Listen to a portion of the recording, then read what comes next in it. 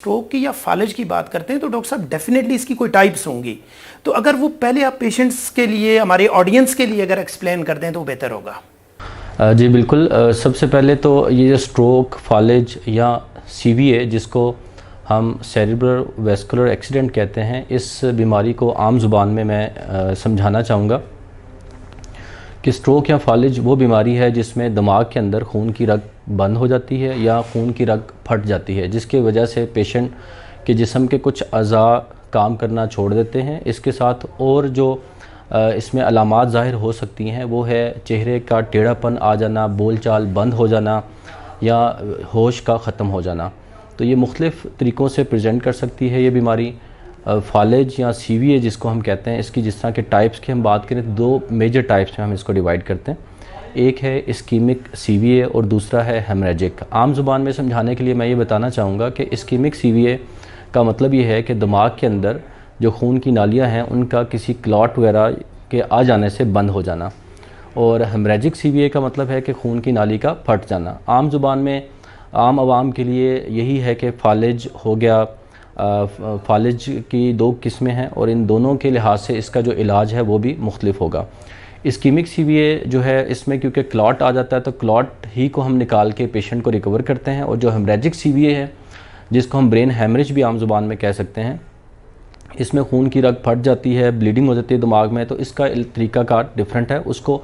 Neuro surgical department deal करता है। तो हम लोग स्ट्रोक इंटरवेंशनिस्ट जो है वो इस्कीमिक सीवीए को डील करते हैं, और डेफिनेटली जब पेशेंट हमारे पास लैंड करता है तो उसकी अलामात दोनों की एक जैसी हो सकती हैं, जिसमें पेशेंट के उसी तरह जिस्म के कुछ अज़ा का काम ना करना, हाथ पाँव में कमज़ोरी का पैदा हो जाना, चेहरे का टेढ़ापन, बोलचाल ना कर सकना, इस तरह की अलामात दोनों किस्म के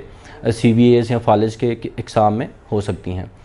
लेकिन इन दोनों को डिफ्रेंशिएट करने के लिए हिस्ट्री जो हम लेते हैं पेशेंट की और पेशेंट का जो फ़िज़िकल एग्ज़ामिनेशन होता है उससे हमें कुछ क्लूज़ मिल सकते हैं। लेकिन जो डेफिनेटिव तशख़ीस है उसके लिए जो सबसे बेसिक टेस्ट स्ट्रोक वाले पेशेंट में किया जाता है वो है सीटी स्कैन। जो ब्रेन का सीटी स्कैन हम करते हैं तो उसमें सबसे पहले हमें क्लू मिल जाता है, अगर तो इंट्रासेल्युलर ब्लीड होगी या खून की रग फट चुकी होगी तो वो हेमरेजिक स्ट्रोक वाली कैटेगरी में आ जाएगा। तो ऐसे पेशेंट्स को इनिशियल रिससिटेट करने के बाद, फैमिली को काउंसल करने के बाद, हम अपना न्यूरो सर्जिकल डिपार्टमेंट जिनके साथ हमारा कोलैबोरेशन है उसमें हम ट्रांसफ़र कर देते हैं पेशेंट को।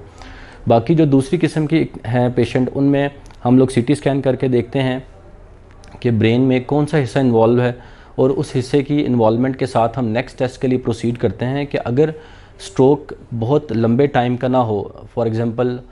4.5 आवर्स एक टाइम विंडो है, फिर हम कहते हैं 6 to 7 आवर्स, फिर मुख्तलिफ मोडेलिटीज़ के हिसाब से हम देखते हैं कि किस टाइम फ्रेम में पेशेंट हमारे पास लैंड कर रहा है। अगर सीटी स्कैन में पेशेंट क्वालिफाई करता है तो उससे अगला टेस्ट होता है सीटी एंजियोग्राम, जिसमें हम ब्रेन की सारी वेसल्स को स्कैन कर लेते हैं, उसको टेस्ट में देख लेते हैं, और उसमें हमें रोड मैप पता चल जाता है कि कौन सी वेसल ब्लॉक है और उसके लिए हमने आगे क्या प्लान करना है।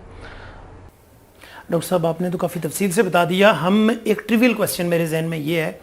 कि जो इस्कीमिक स्ट्रोक है और हेमरेजिक स्ट्रोक है, इन दोनों का प्रोग्नोसिस फैक्टर्स पे डिपेंड करता है, रिस्क फैक्टर्स पे, या इनकी अपनी टाइप पे भी प्रोग्नोसिस डिपेंड करता है? जी बिल्कुल ऐसा है। जब भी फालिज किसी भी पेशेंट को हो, चाहे वो हेमरेजिक हो चाहे वो इस्कीमिक हो, इसमें सबसे अहम बात ये मैटर करती है कि ब्रेन का कितना एरिया इन्वॉल्व है और कौन सी वेसल है जिसके अंदर ख़राबी है। क्या वो मेन वेसल है जिसको हम लार्ज वेसल कह सकते हैं, या मीडियम वेसल है जिसके अंदर ये इन्वॉल्वमेंट हुई है, या स्मॉल वेसल है। यूजुअली देखा यह गया है कि अगर स्मॉल वेसल या मीडियम वेसल में फालिज हो, चाहे वो हेमरेजिक है चाहे वो इस्कीमिक है, उसका प्रोग्नोसिस अच्छा है, ऐसे पेशेंट्स का रिकवरी अच्छी है। लेकिन अनफॉर्चुनेटली जब किसी लार्ज वेसल में हेमरेज हो जाए या लार्ज वेसल की अक्लूजन हो जाए तो ऐसे केसेस में देखा गया कि प्रोग्नोसिस बहुत बेहतर नहीं होता। लेकिन इसमें फिर भी और भी अवामिल शामिल हैं कि अगर लार्ज वेसल अक्लूजन है, इस्कीमिक स्ट्रोक है, पेशेंट बहुत बर वक्त हॉस्पिटल में पहुंच गया है, तो ऐसे केसेस में हम अगर इंटरवेंशन कर देते हैं, या एक और इंजेक्शन होता है जिसको टीपीए कहते हैं जो कि क्लॉट को डिज़ोल्व करता है, अगर पेशेंट इन दो चीज़ों के लिए क्वालिफाई कर जाता है तो क्लॉट को रिट्रीव करना या क्लॉट को इंजेक्शन के ज़रिए ख़त्म करने से पेशेंट का prognosis even large vessel occlusion में भी अच्छा होता है। और जो दूसरी टाइप है जिसको हेमरेजिक कहते हैं, अगर उसमें लार्ज वेसल ओक्लूजन हो तो बहुत दफ़ा काफ़ी ज़्यादा ब्लीड दिमाग के अंदर हो जाता है, जिसकी वजह से दिमाग के अंदर प्रेशर सिम्टम्स आना शुरू हो जाते हैं। पेशेंट का कॉन्शियस लेवल, होश बहुत जल्दी से डिटोरेट हो जाता है, जिसको हम मेडिकल टर्मिनोलॉजी में जीसीएस कहते हैं। तो पेशेंट का जीसीएस फॉल कर जाता है। बहुत दफ़ा जो इस तरह के बेहोश या जीसीएस कम वाले पेशेंट होते हैं, अनफॉर्चुनेटली वो कोई वोमिट वगैरह आता है तो वो एस्पिरेट करके चेस्ट की इन्वॉल्वमेंट भी शुरू हो जाती है। तो ऐसा देखा गया है कि large vessel occlusion haemorrhagic stroke का आउटकम बहुत बेहतर नहीं है। लेकिन फिर भी डिपेंड करता है, सेहत अल्लाह के हाथ में है कि किस टाइम पे पेशेंट किस फैसिलिटी में पहुंचा है और वहाँ पे जो लेवल ऑफ ट्रीटमेंट उसको क्या मिल रहा है, और उसके मुताबिक ही पेशेंट का प्रोग्नोसिस आउटकम हमें आइडिया होता है।